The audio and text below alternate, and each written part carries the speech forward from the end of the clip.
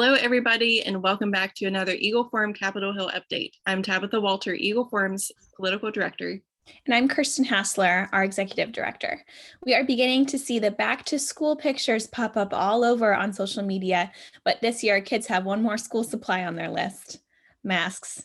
Despite the overwhelming evidence that masks are mostly ineffective and children are rarely affected by COVID, politicians are flexing their power by doing the opposite of what the science tells us.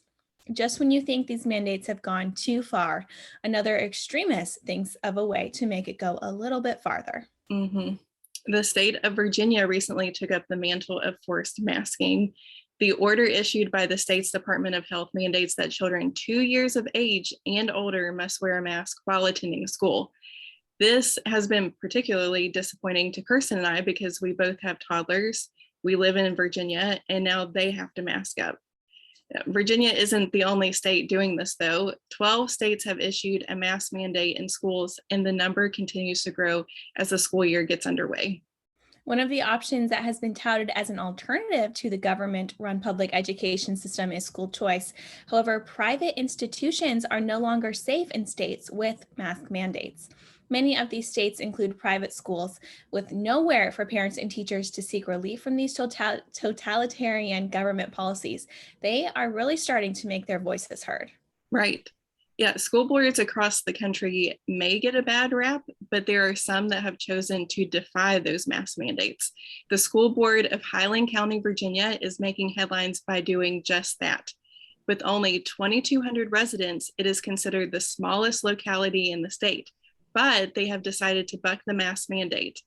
With a total of 121 COVID cases in over a year and none reported in children, it's very laughable to require their students to wear masks.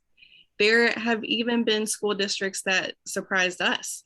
A public school district and 2 private school networks in San Diego County, California, are refusing to forcibly mask their students.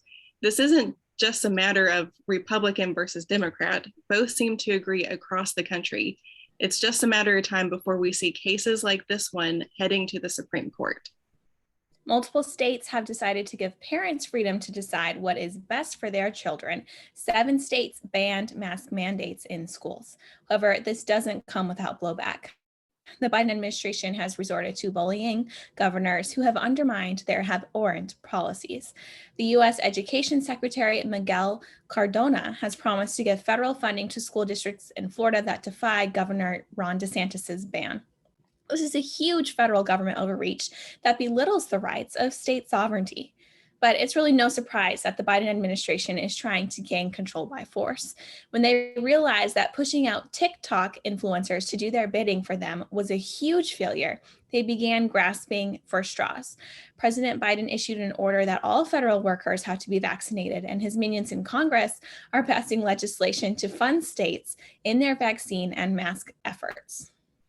Yeah, even though they're outnumbered, we do have allies in the Senate who are doing their best to fight against these terrible policies. Senator Rand Paul from Kentucky introduced legislation that would ban mask mandates on public transportation.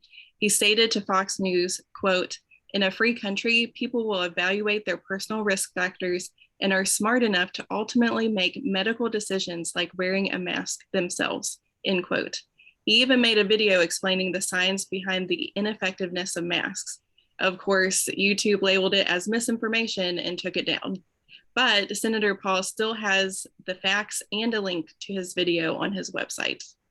Senator Cruz from Texas followed suit as well. He and North Dakota Senator Kevin Cramer introduced legislation that would ban mask and vaccine mandates for all Americans. While these bills are unlikely to see a vote, it highlights the importance of regaining a Republican majority in both the House and Senate as quickly as possible in order to pass them. Eagle Forum rejects all forms of mask and vaccine mandates, and Senator Paul is right. Americans should have the right to decide what is best for them and our children. We have multiple ways you can get involved in this fight. Visit eagleforum.org to sign our petition to stop mandatory vaccinations. You can also donate there to our PAC as we begin selecting congressional candidates to endorse for the November 2022 election.